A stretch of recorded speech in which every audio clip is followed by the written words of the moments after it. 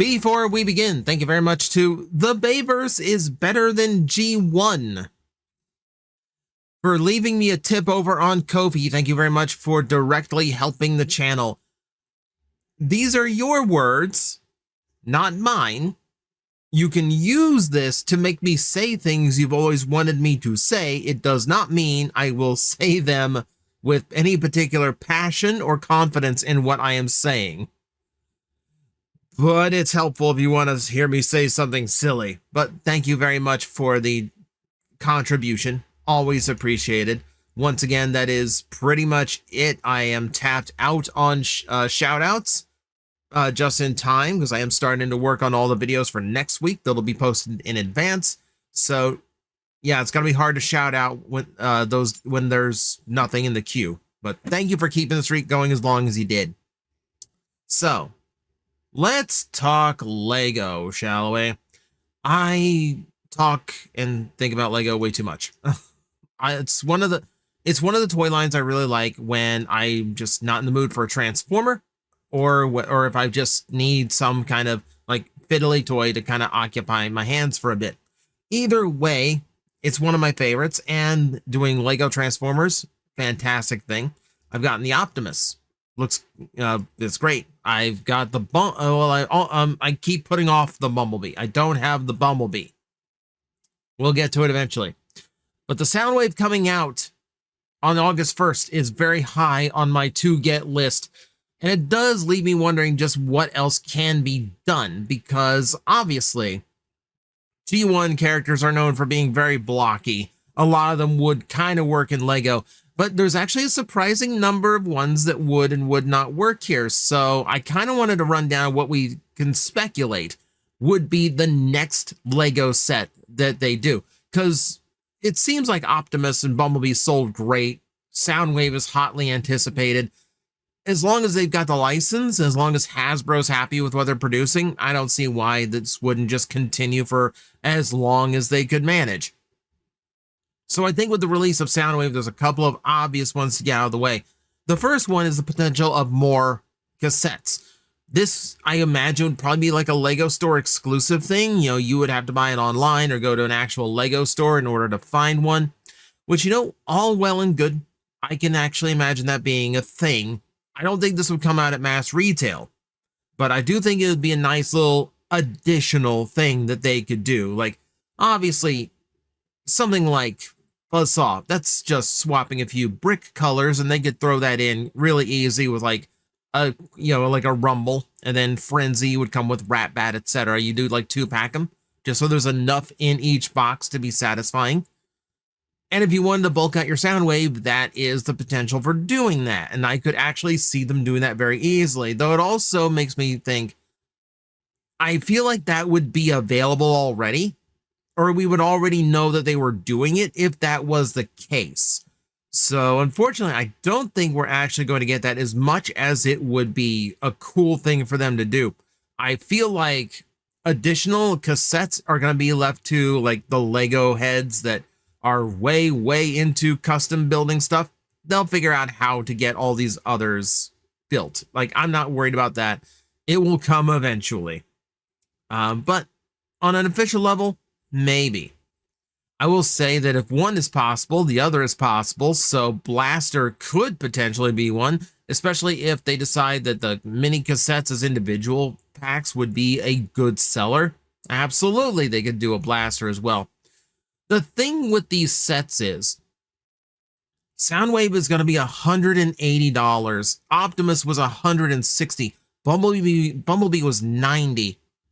These are not sets that you throw out with just some like B-list character. And I'm sorry to the Blaster fans, he is a B-list character. You know, he's never been in the movies. They don't really bring him back for any of the new cartoons. He shows up in the comic books, right? That's about it.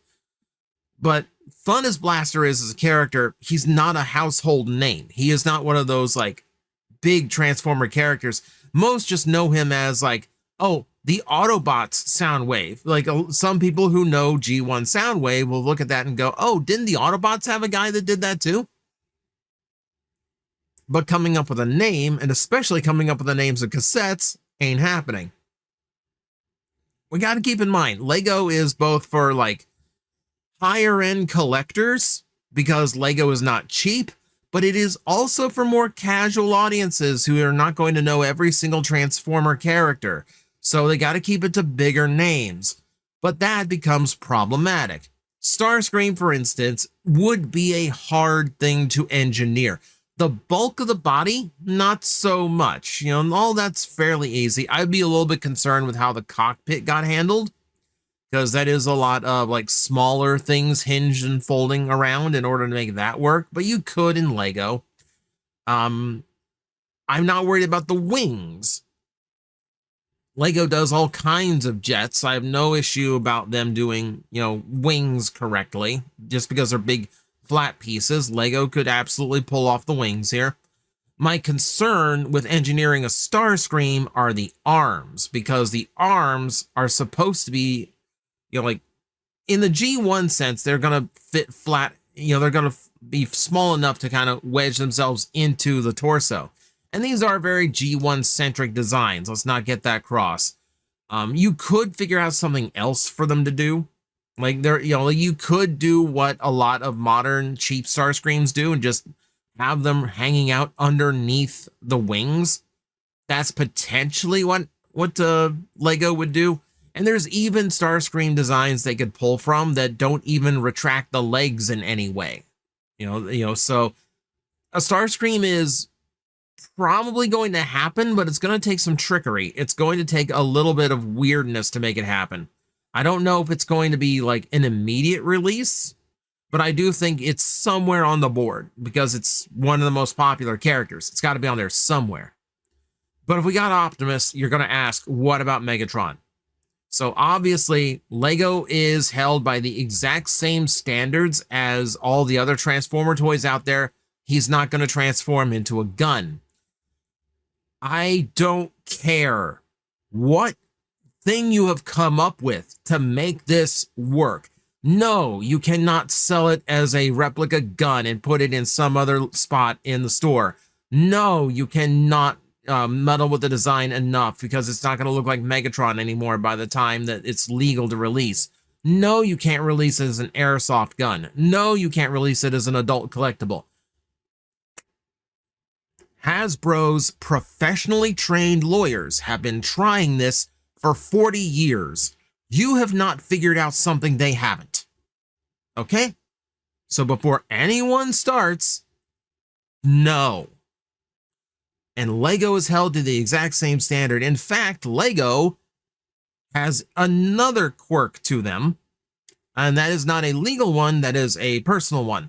The backup plan would be to, well, just make Megatron a tank. You know, that seems pretty obvious. That's what they always do. When you can't make him a gun, make him a tank. Lego doesn't make tanks. You think of when Lego last made a tank. They haven't. Because the toy company knows that they aim for children, even with their collector's lines. And they don't want to produce anything that could be associated directly as a weapon or an instrument of war. So no tanks, no military vehicles of any kind, and that is another reason why a Lego Megatron would not be a gun.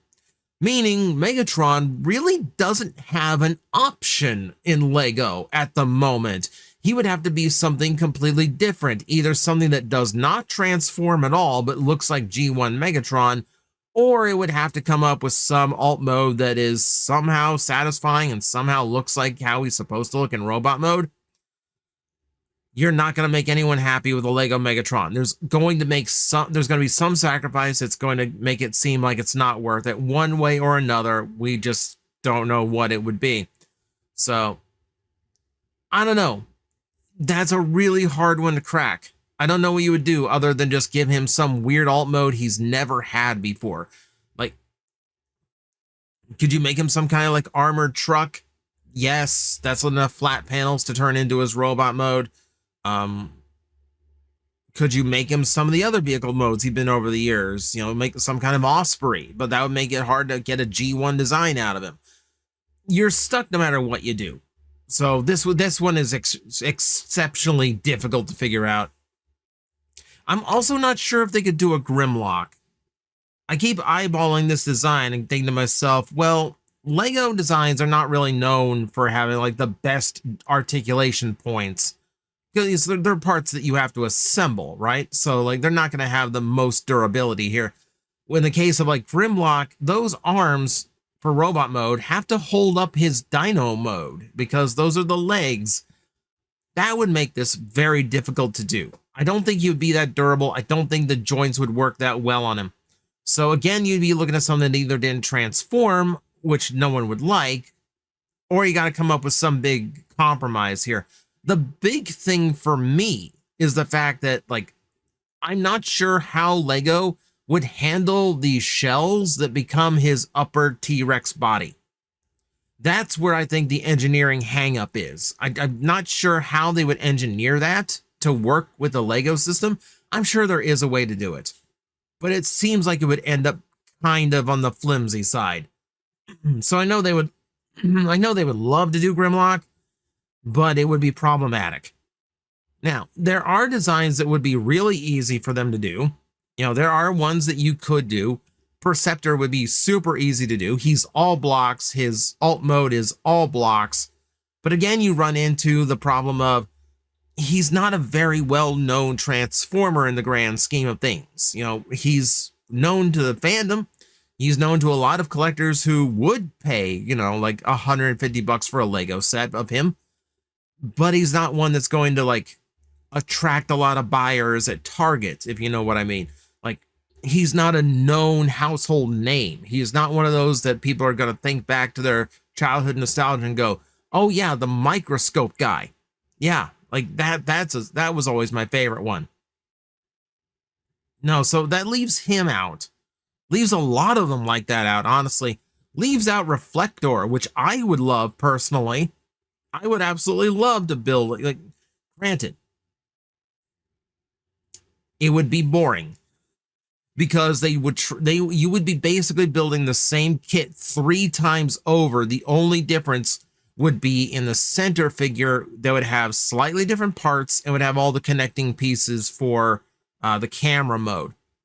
That would get boring. So this is entirely doable. It's an 84 character, but it's not a character that was all that well known. No episode devoted to him. No real characterization given. He's just a spy character.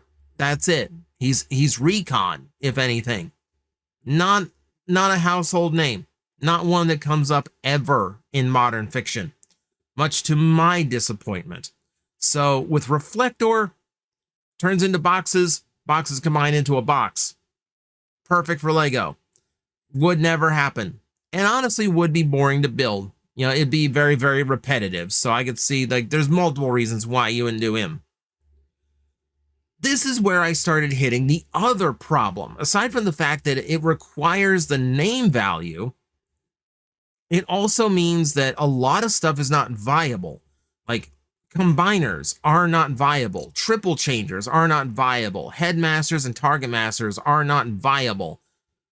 You're going to hit so many hangups with so much of the roster. You're left with pretty much just year 1 G1. And speaking of, yeah, it would be G1. They, like, the movie designs are going to be way too complicated to do with Lego bricks. They would never do that. And as far as everything else goes, like, yes, could you do one from animated or Cyberverse? Yes. Are they going to? No. Because it's gotta hit the nostalgia point. It's gotta target a wider audience. So it's gonna be G1. I don't think you're gonna see a Lego set of Transformers that isn't directly G1.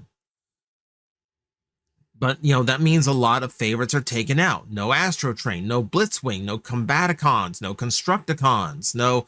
Like, the Decepticon side in general takes huge hits because the Decepticons relied on having more gimmicky characters and toys. Remember, villains don't sell as well as the good guys, so that's why a lot of the bad guys tend to make cooler toys, to make them more appealing to buy. Here, that's to the detriment. You're not going to get a Lego triple changer. You're just not. It's just going to be too complicated for them to attempt. So instead, we're going to stick to basic stuff.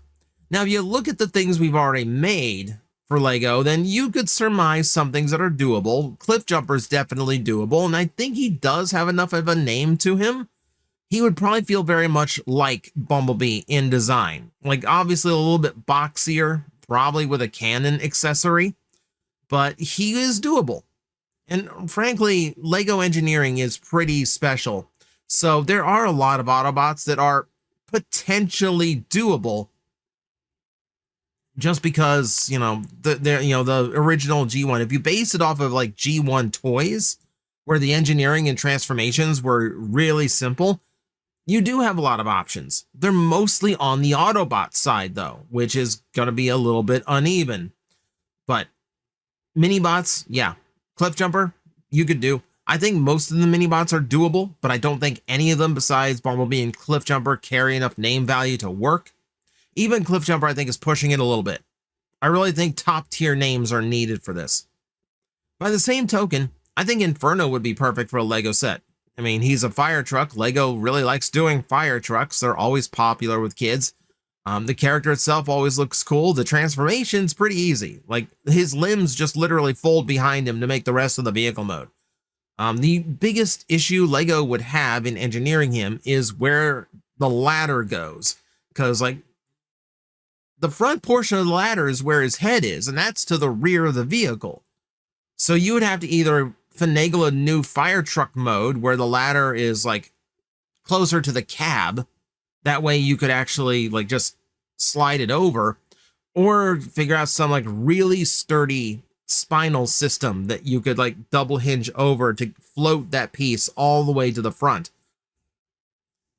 So it's a little bit of an engineering issue, but like Inferno, otherwise, I don't see any issue with. I think Inferno would make a great Lego set.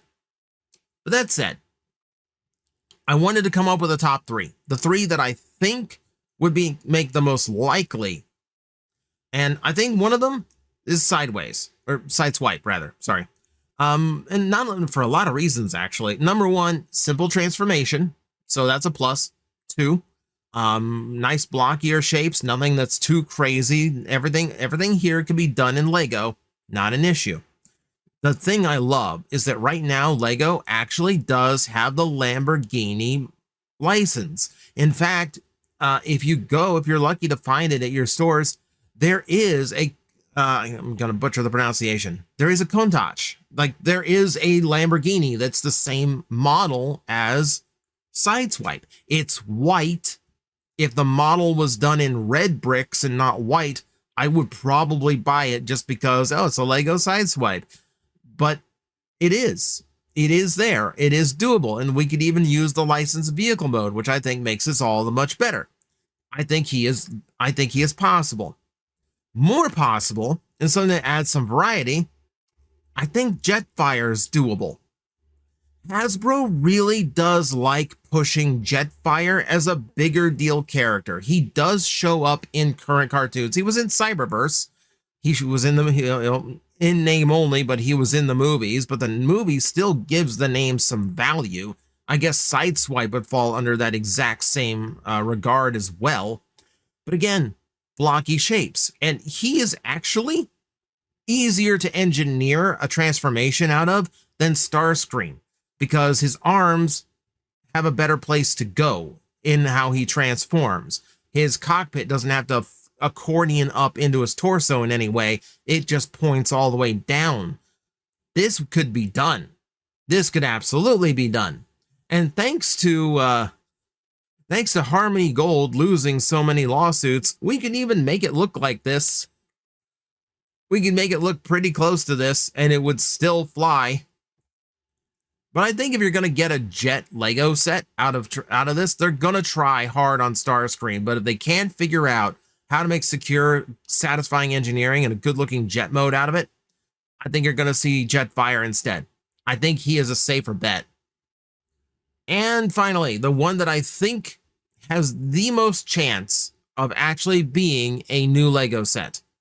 It's a name that comes up quite often. He is in modern fictions several times. He was in 3 of the live-action movies. So he does carry name value, and he has a transform. And I think design-wise, he can be made to work. That's Ironhide. big blocky shapes, simple blocky vehicle mode to accomplish. He's got name value, he's got size, he's got good design to him.